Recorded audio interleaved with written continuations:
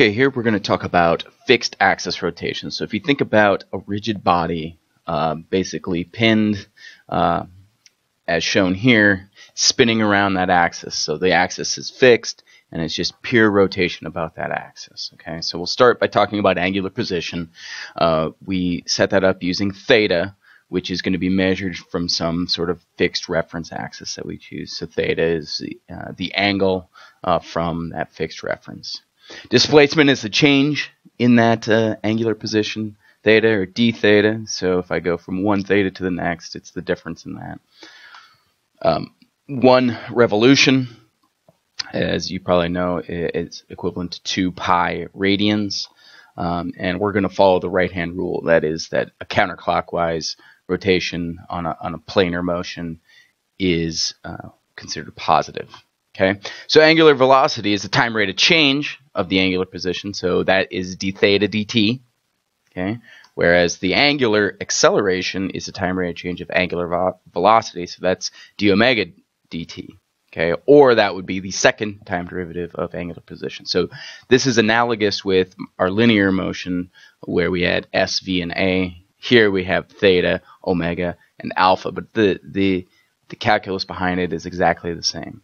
Okay, and that velocity is time rate of change of position, and acceleration is time rate of change of velocity, just in angular rather than in linear. Likewise, we can eliminate time as we did in linear terms. This time, alpha d theta will equal omega d omega instead of a ds equals v dv.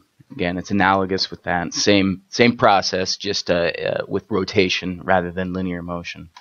Okay, and we can also have, if we have constant acceleration, it'll follow those exact same equations that we've had before for linear, just again substituting s, v, and a with theta, omega, and alpha. Okay, so it's all the same, just talking about rotation. The calculus is all the same. Now, taking that rotation and looking at basically the linear motion of a point on the body. For example, we're going to look at point P here. As that as the body rotates, P, okay, moves in a circle about the axis. Okay, so the displacement about that circle is just from arc length, which is going to be r d theta, gives me ds. So again, along that circle, okay, that's just equivalent to r d theta if we just use our arc length there. Okay, therefore velocity will be the time rate of change of that displacement, so it'll be ds dt equals r d theta dt. So ds dt is v, d theta dt is omega, so my velocity is just omega times r, okay, which is the angular velocity times the radius gives me my velocity. Now, I can write this in vector notation, and you see in the picture how that right-hand rule shows you this, but my velocity can be defined as omega cross r. Now, in 2 dimensions, we can just get the scalar one above, which is r omega, but in 3 dimensions, the velocity is omega cross r, as shown there.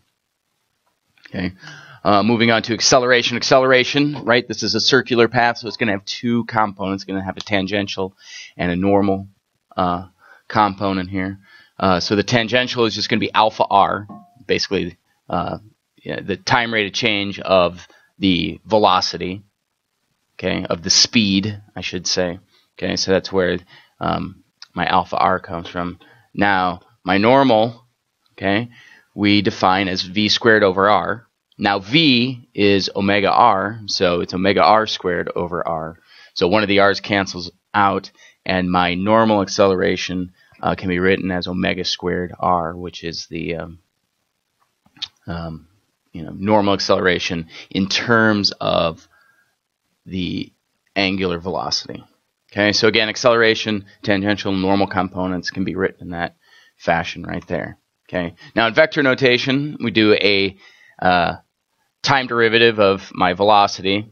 Okay, I've got 2 components, so I have to take derivative of the first times the second plus the first times the derivative of the second. That's what I have here. So I have d omega dt cross r plus omega cross dr dt. Okay, now d omega dt is just alpha.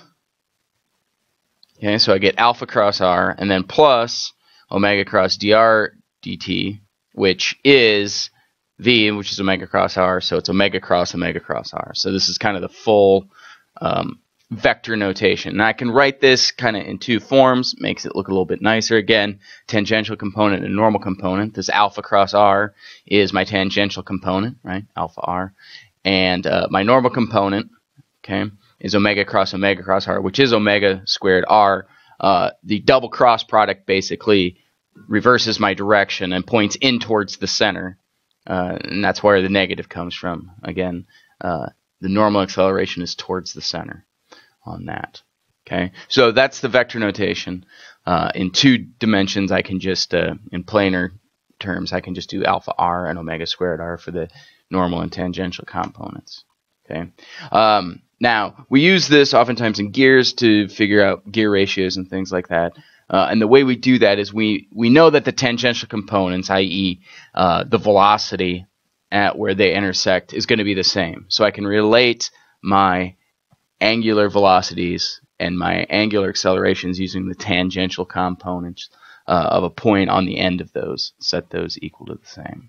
Okay.